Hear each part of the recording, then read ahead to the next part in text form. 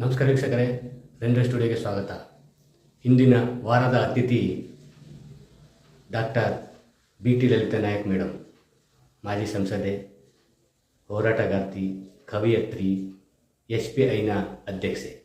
ಅವರು ಏಕೆ ಮಲಗಿರುವೆ ಎಂಬ ಕವನ ಶೀರ್ಷಿಕೆಯ ಕವನ ವಾಚನವನ್ನು ನಮ್ಮ ರೆಂಡ್ರೆ ಸ್ಟುಡಿಯೋದಲ್ಲಿ ವಾಚಿಸ್ತಾರೆ. ಕೇಳೋಣ ಬನ್ನಿ.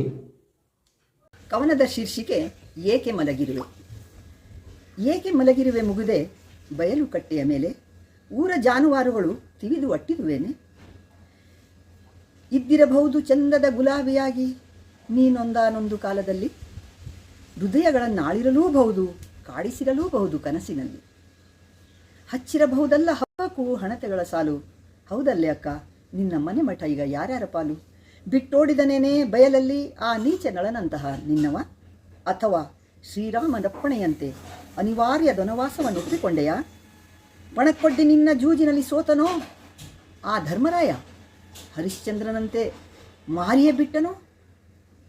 ನೆನಪು ಹಾರಿತೆಂದು ದುಷ್ಯಂತ ಹೊರದೂಡಿದನೇನೆ, ಶಾಪಗ್ರಸ್ತ ಅಹಲ್ಯೆಯಾಗಿಸಿದನೋ ಆ ತೆವಲು ಸನ್ಯಾಸಿ. ಅಮ್ಮ ಏಳಿನ್ನು ಎನ್ನುವ ಮುದ್ದು ಮಗನ ಕೊಡಲಿ ಏಟಿಗೆ ಸಿಕ್ಕಿ ದಿಕ್ಕೆಟ್ಟ ರೇಣಿಕೆಯೇ ನೀನು.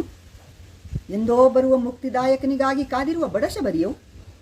ಏಕೆ ಮಲಗಿರುವೆ ಮುಗುದೆ ಬಯಲು ಕಟ್ಟೆಯ ಮೇಲೆ, ಊರ ಜಾನುವಾರುಗಳು ತಿವಿದು ಅಟ್ಟಿದುವೇನೆ.